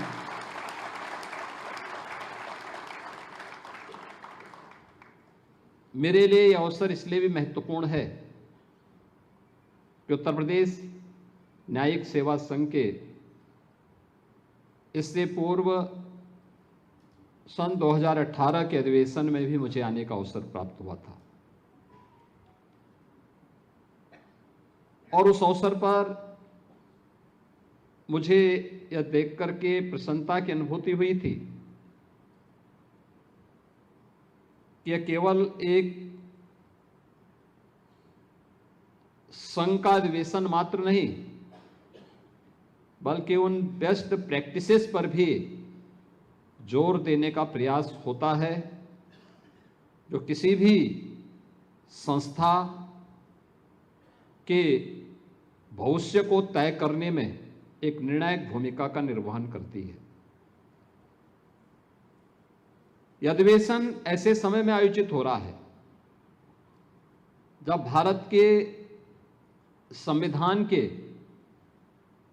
लागू होने के अमृत महोत्सव वर्ष में हम सब ने प्रवेश किया और वर्ष भर में भारत के संविधान के प्रति अपनी वचनबद्धता को लेकर के देश भर में अनेक आयोजन हो रहे हैं।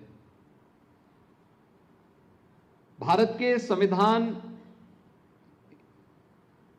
के जो मूल थीम है वो इसी पर आधारित है कि न्याय, समता और बंधुता, उसका प्रतीक यह अधिवेशन न्यायिक अधिकारियों के, उत्तर प्रदेश के न्यायिक अधिकारियों के एक महाकुंभ का दर्शन करता है और यह हम सबको इस वर्ष आयोजित प्रयागराज महाकुंभ का भी दिग्दर्शन करवाता है, क्योंकि उसी प्रयागराज में हमारी इलाहाबाद उच्च न्यायालय की मुख्य पीठ भी स्थित है। 102 वर्षों के अपने इस इतिहास में उत्तर प्रदेश न्यायिक सेवा संघ ने अनेक उपलब्धियां हासिल की हैं और मुझे विश्वास है कि आज जब यहां पर प्रदेश भर से आए हुए हमारे न्यायिक सेवा से जुड़े हुए अधिकारीगण यहां पर उपस्थित हैं, तो वे सभी न्यायिक अधिकारी न केवल यहां पर न्यायिक सेवा से जुड़े हुए अधिकारियों की एकता, परस्पर सहयोग और व्यावसायिक दक्षता का भी एक अनुपम उदाहरण प्रस्तुत करने में सफल होंगे। इस विश्वास के साथ मैं इस अवसर पर आप सभी को अपनी शुभकामनाएं देता हूं। यह हमारे लिए गौरव का विषय है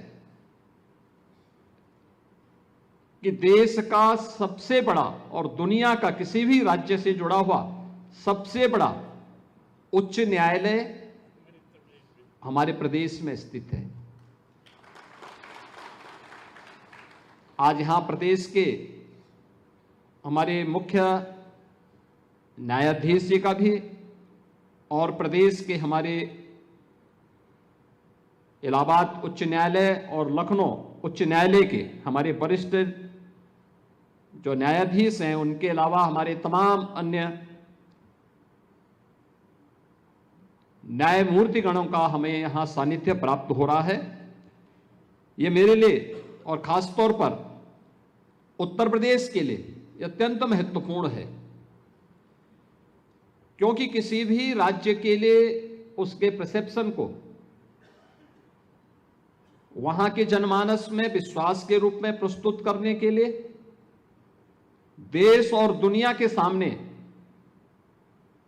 अपने आप को प्रस्तुत करने के लिए न्यायपालिका की एक बड़ी भूमिका होती है।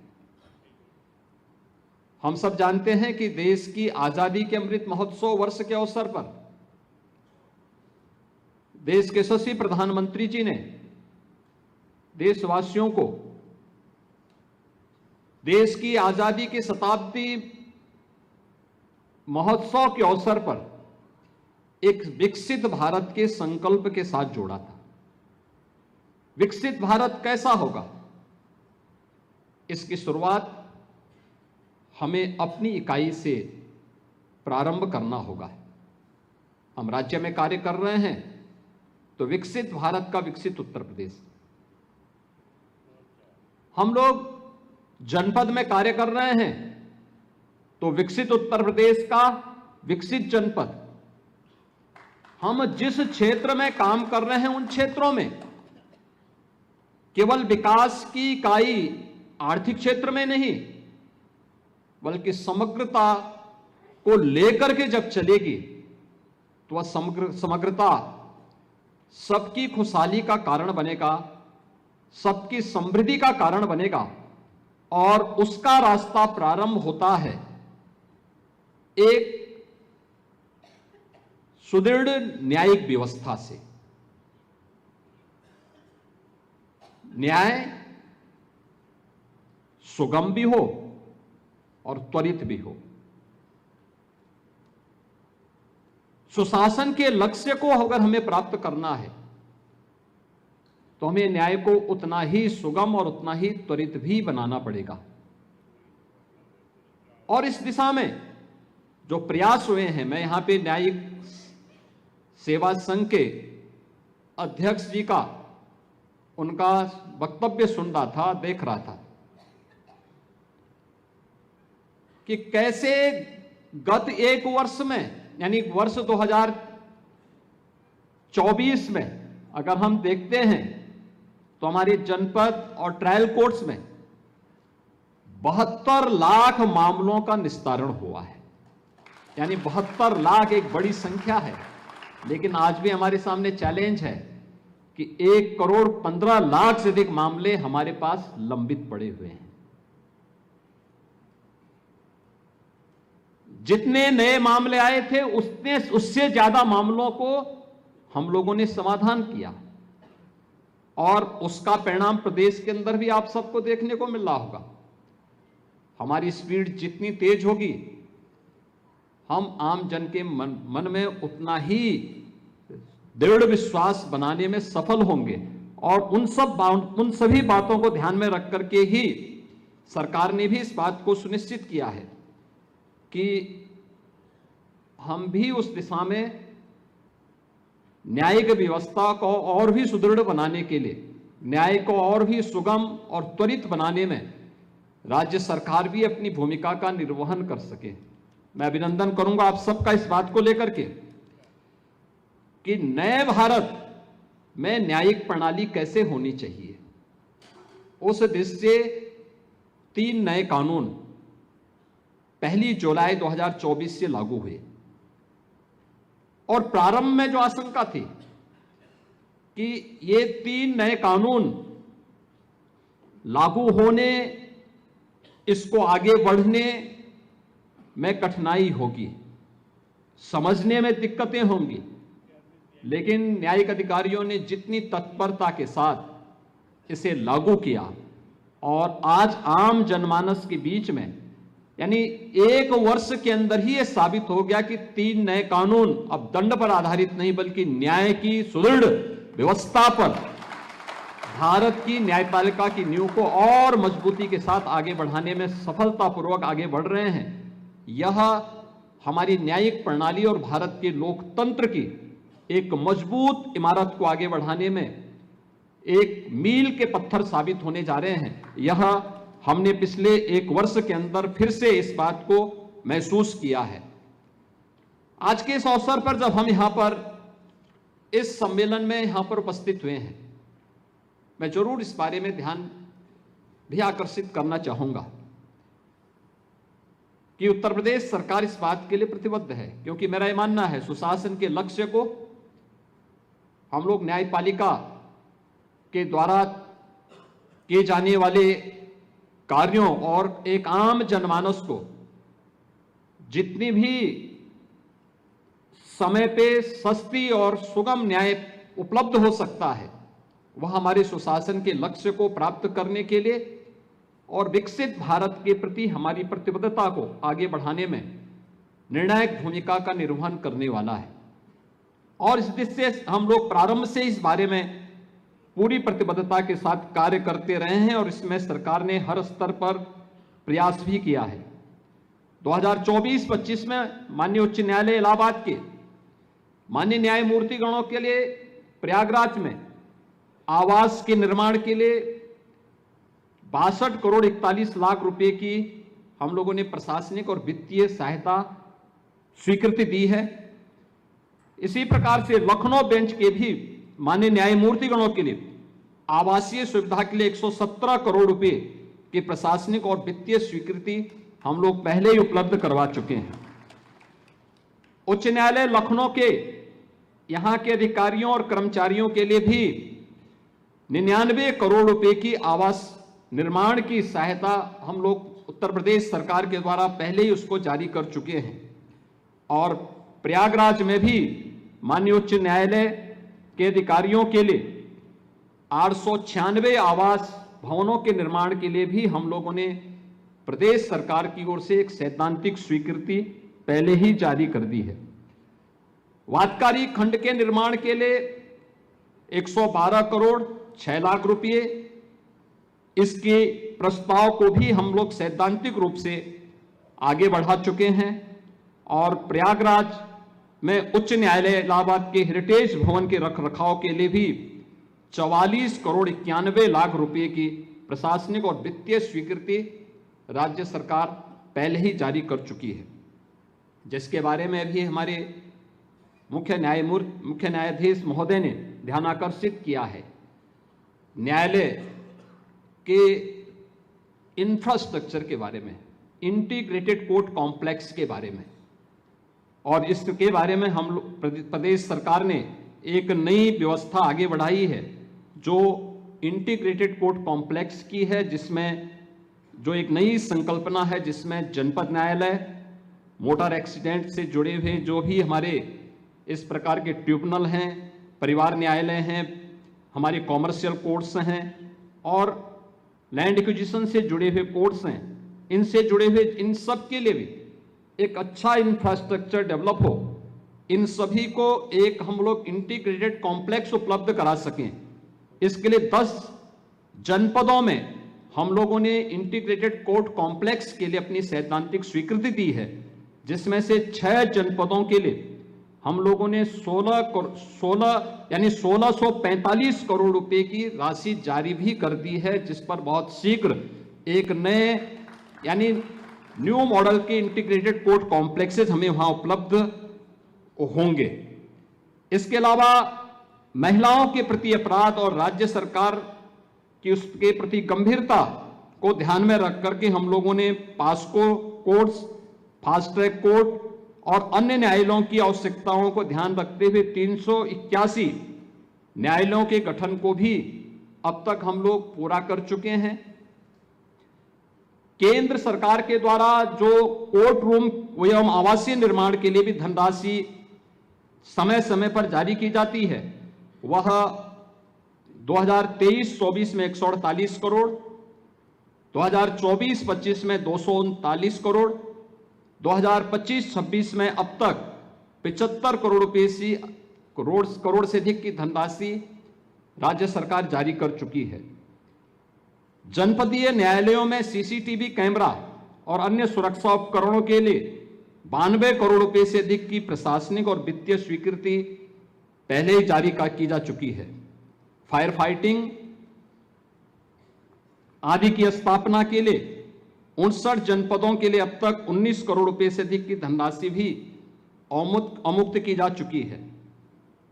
तो यहां पर हमारे न्यायिक संघ के प्रदेश के अध्यक्ष जी ने कहा था कि द्वितीय राष्ट्रीय न्यायिक वेतन आयोग को उत्तर प्रदेश ने पूर्ण रूप से लागू कर दिया है और देश के उन राज्यों में है जिन्होंने पहले लागू करने वाले अग्रणी राज्यों में से उत्तर प्रदेश है, जिसमें न्यायिक अधिकारियों के वेतन भत्तों के एरियर के भुगतान हेतु 1092 करोड़ 37 लाख रुपए के अधिक की राशि को भी राज्य सरकार ने अपनी स्वीकृति दी है।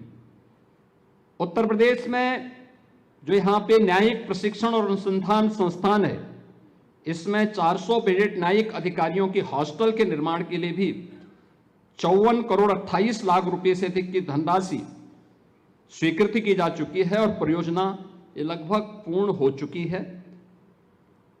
न्यायिक प्रशिक्षण और अनुसंधान संस्थान में 14 करोड़ 22 लाख रुपए की लागत से एक अच्छा स्पोर्ट्स कॉम्प्लेक्स भी वहां पर निर्मित किया जा चुका है, कराया जा रहा है।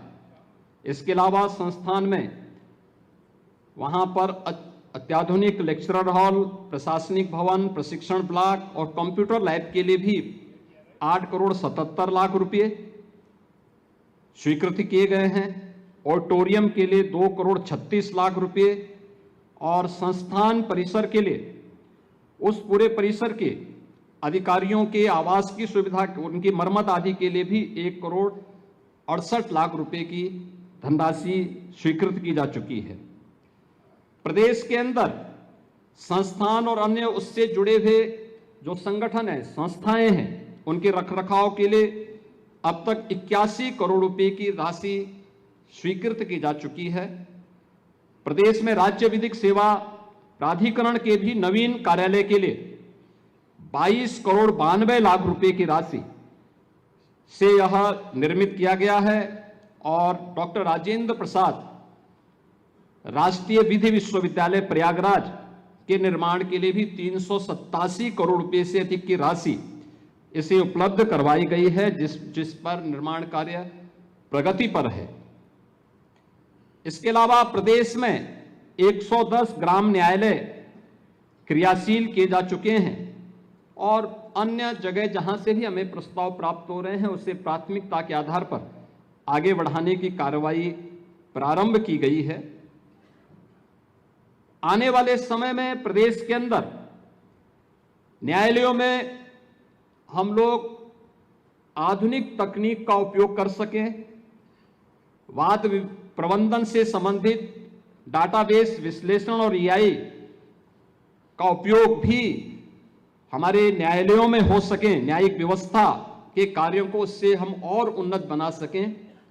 राज्य सरकार इसके लिए पूरी प्रतिबद्धता के साथ कार्य को आगे बढ़ाने के लिए प्रतिबद्ध है। न्यायिक व्यवस्था में डिजिटल बुनियादी ढांचे के निर्माण के साथ ही interoperable criminal justice system के अंतर्गत e courts, e policing, e prison, e prosecution और ई फॉरेंसिक के इंटीग्रेशन के लिए भी प्रदेश सरकार पूरी प्रतिबद्धता के साथ कार्य कर रही है।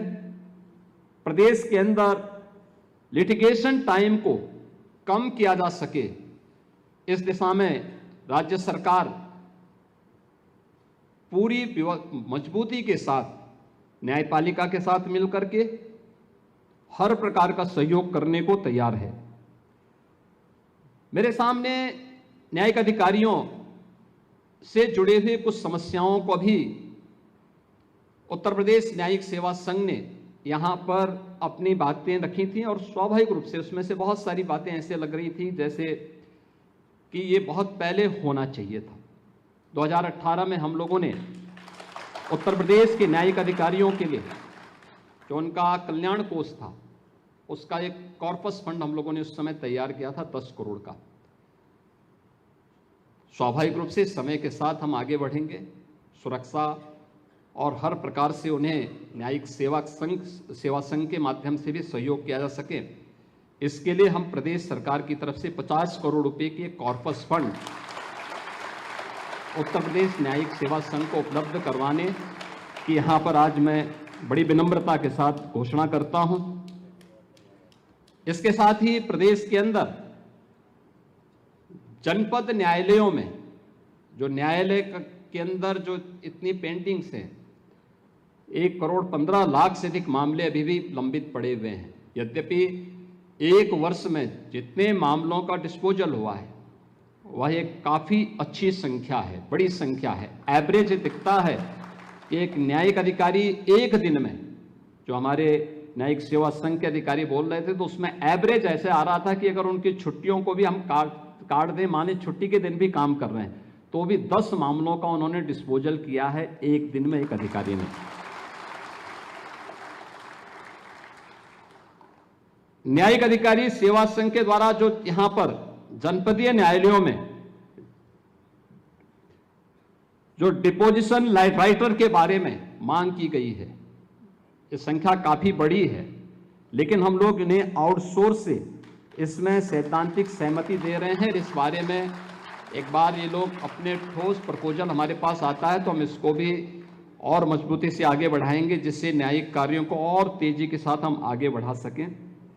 एक मामला जो हमारे सामने आया है और स्वाभाविक रूप से सबकी इच्छा भी होगी कि सभागार में बैठ कर के लोग बड़े आनंद के साथ इस कार्यक्रम को सुन भी रहे हैं और आनंद भी ले रहे हैं, क्योंकि हॉल एयर कंडीशनड है। वैसे भी न्यायिक पीठ पर बैठा हुआ न्यायिक अधिकारी बड़ी कूलिंग उसमें रहे तो मुझे लगता है कि न्याय उतना ही अच्छा हो सकता है।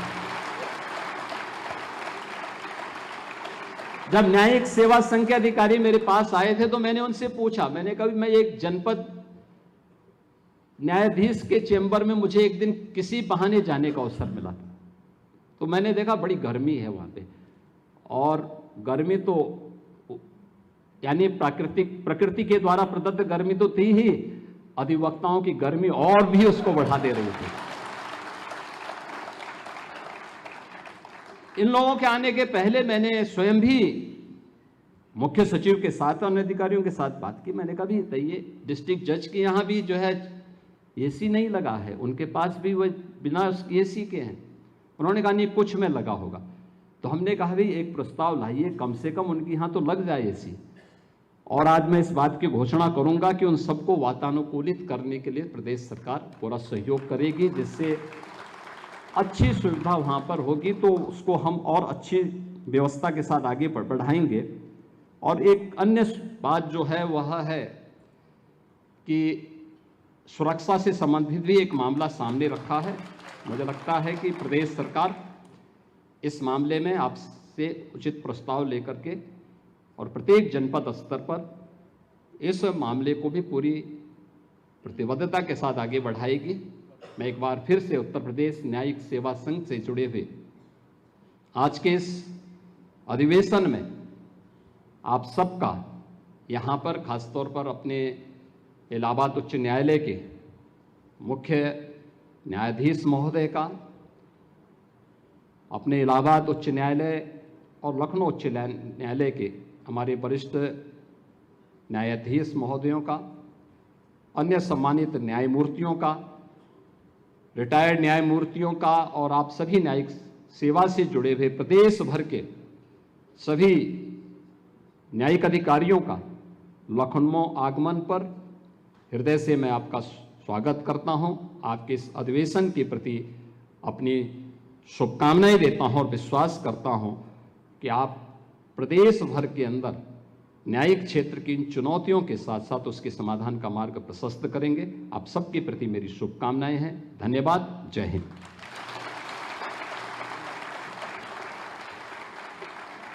माननीय मुख्यमंत्री जी के प्रेरक और ओजस्वी शब्दों के लिए बहुत बहुत धन्यवाद।